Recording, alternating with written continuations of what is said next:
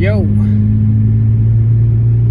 on my way to the house now to repair the O2 sensor bank 2 in a 2016 Dodge Charger. It's a V6 3.3. Gonna do a little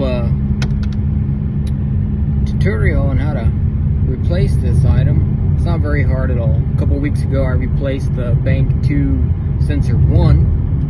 Probably the more difficult sensor to replace. It's a little bit higher up on the pipe, or the exhaust should I say, for all you car nuts out there going crazy because I said pipe. But on the exhaust pipe, higher up, going up into the manifold area, it's kind of by the steering column and the console and all that, and then there's some frame and body work right there. It makes it a little bit more difficult to get to it. It's still an easy job to do, it's just a little bit more tedious because you got to kind of wiggle your hands and all that around that area to get it done. But today I'm going to be replacing the O2 sensor bank 2. This one's going to be pretty easy. On a Dodge Charger, it is located directly under where I am sitting right now on the driver's side of this car, on the catalytic converter. This got from AutoZone, $49.99. I'm going to head to the house and lift it up. Now the interesting part about this, for me anyways, is I don't have any small, or should I say short jack stands. Jack stands I have, I'm always working on my truck. The jack stands I have are pretty high, and they require a lot of lifting on this Charger to get it up. Charger's going to be pretty high in the air on the front end. In order for me to get those jack stands under there, I will not get under this car without jack stands. My truck I would. And y'all are probably saying, well, that's dangerous, don't ever get under a vehicle without jack stands. Well, on my truck, if it was to fall while being jacked up, it's not going to smash me. This car will, because it's only like 3 or 4 inches off the ground. If I'm laying under there and it falls, it's going to crush me. So I definitely will not get under this vehicle unless I have jack stands. So that's the interesting part. It's also about 100 degrees out here where I'm at right now. West Texas weather, gotta love it. Alright, now we're at the part where we're fixing to get everything we need to get this O2 sensor installed. Gonna be installing it on this 2016 Dodge Charger. So basically what you're gonna need is jack stands, jack, O2 sensor socket. I want to say that is, I believe it's like a 18 or 16 millimeter. This stuff is good. It's probably going to be seized up under there. You spray that on there, let it sit a few seconds or a few minutes actually, and it's going to come right undone. So we're going to get this jacked up and get it in there, and we'll continue this video in a second. Alright, so right before we get down there and get started on taking her off, this is your O2 sensor, bank 2, sensor 2. This is basically going to go on the catalytic converter. There's one that's located about a foot up on the, some tough plastic right there, on the exhaust. Replaced that one a couple weeks ago. That's what it's going to look like right there. So symptoms of a bad O2 sensor, possible symptoms, it's going to be a rough idle, hesitation on acceleration, car feels as if it's going to die out. The computer's not getting the correct reading on the airflow that's coming through the exhaust, so therefore it's sending the wrong information to the computer, and therefore you get the symptoms of a rough idle and hesitation and so forth.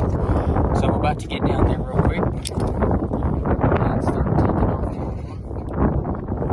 Not the greatest at this. This is my first tutorial video, so hopefully it goes well. Alright. So we got our jack stands up here. And always keep you an old milk jug. Good stuff. Put this right back in here and you got something to put your head on. Hopefully I jacked her up enough.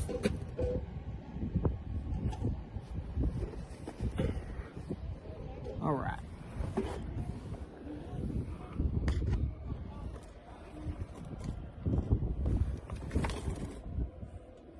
So there's your O2 sensor right there. That's what we're replacing. The one I replaced a couple of weeks ago is located more up in this vicinity up here. A little bit harder to get to. This one's gonna be fairly easy to get to.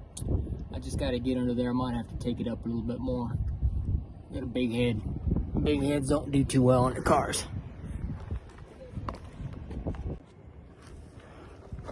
All right, we're under the vehicle. Ain't no room for my hat, so had to take that off. We're gonna get our spliced socket made specifically for these. And we're going to get it on here. Preferably like to take it off the hinge first and work it on.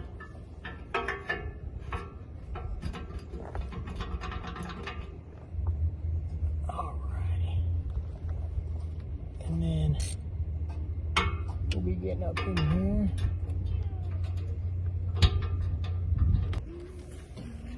Alright, so after having to get a pry bar and play with it a little bit, that's what came out. Looks pretty burnt up at the tip. Get you a pry tool or a flathead screwdriver or so to pry that off. Plastic's gonna snap in there. This is the male end, goes into female end. You're gonna push that down and pop it out. Gotta have a flathead screwdriver to get in there and pop that out. But there she is. Now it's time to grab the new one and pop her back in.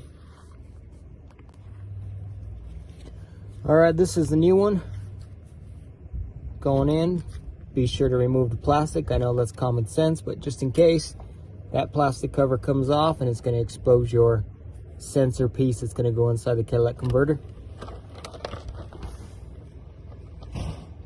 You always want to put it inside first and screw it in, because if you connect the electrical part first, it's gonna get tangled up and it could possibly damage your wires.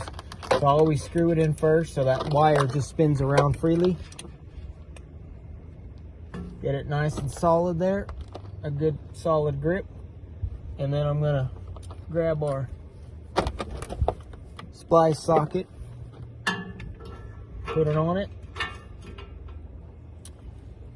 I had to kind of put together a little breaker bar using a different socket to put on top of it, because my adapter to make this end smaller on here broke off into another adapter, so that's a whole different story. But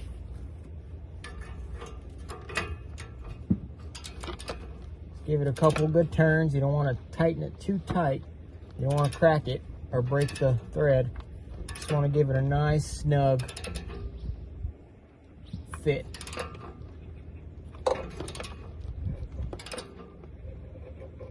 That's good right there. All right.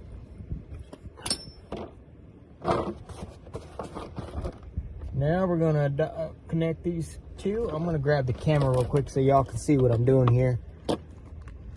Take it off this stand. There we are. So there it is, right there. Female right here, male side's right there. This goes connected to the side. Not too sure if y'all can see that good because I can't see what I'm looking at. That's the one I replaced up there a couple weeks back. That one's a pain to get to. But this is nice and snug in there now. And then we're just gonna connect these two ends. Take the jack stands out, drop her, start her up, and see how she's running. All right, car's back down on the ground. One thing I forgot to mention to y'all whenever you do stuff like this is be sure to disconnect your battery. Whenever you're messing with anything electrical like that, you always want to disconnect your battery first. Let's go ahead and start her up.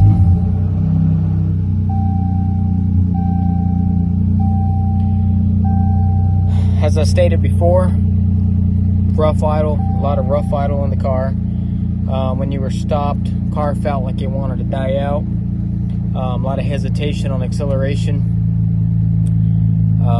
Check engine light was on, kept flashing. Of course, the light's still going to be on. Probably take a few miles for that to clear out of the system. If that was the problem, which I'm pretty confident it was, could always take it down to the AutoZone or get one of them ODI or OPI connectors and get it reset. So far, idle's okay. Nothing too crazy with idle or anything like that. As was before, it would start jerking around. But I'm gonna pop this puppy in rear view, in rear and reverse. I'm sorry, I can't talk right now. I'm a little winded. Hauling those jacks around on a gravel driveway, it's bad enough to pull around a 6-ton jack on concrete, much less pulling it around on a rock. So we're gonna go ahead and back her up here real quick and go for a spin and see what she's doing.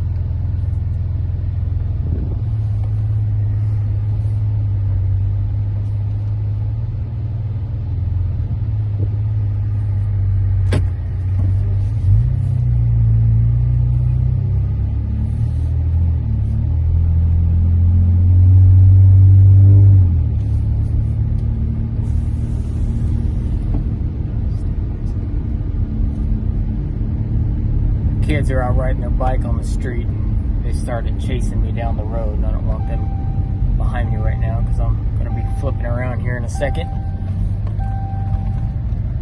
No, I do not have my seatbelt on, but I'm on a private drive technically, so I'm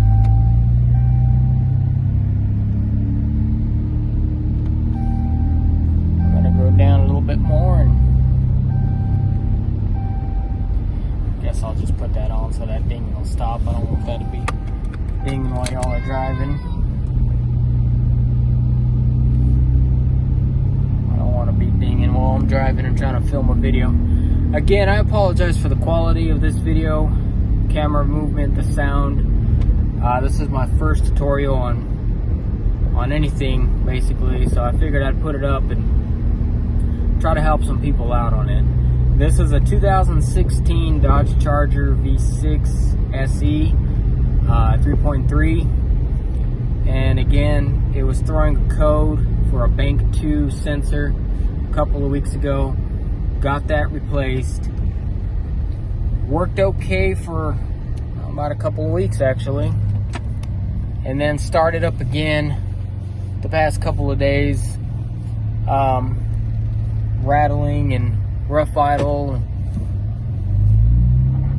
hesitation on acceleration, you know, the whole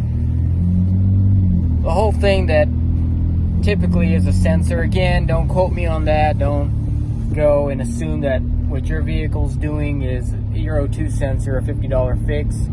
It's very possible it can be, but there are other mechanical issues that can cause that as well. Fuel injectors and so much more. Fuel injector, fuel pump, that can cause something like that. And if you're jerking on hesitation, I mean, that could, or jerking on acceleration, that could also be a transmission problem, which is a whole new issue right there. But I'm gonna just drive it down the street one more time. But just so y'all know that is something that is probable. It's always not likely, but it is probable. Of course, if you take it to AutoZone and or you scan it, you have one of them readers yourself, and it shows a code for that. You do your research, and I always tell people, do your research. Don't take my word for it. Don't take other mechanics' word for it. Do your research, and if there's a common denominator between them all, then that's probably the issue. But if everybody has something to say about what something could be, I mean, your best bet at that point is going to be take it to an actual shop and have them hook a diagnostic up to it. Of course, that can get expensive, but anything you basically do nowadays is going to get expensive. Buying a loaf of bread and milk is expensive.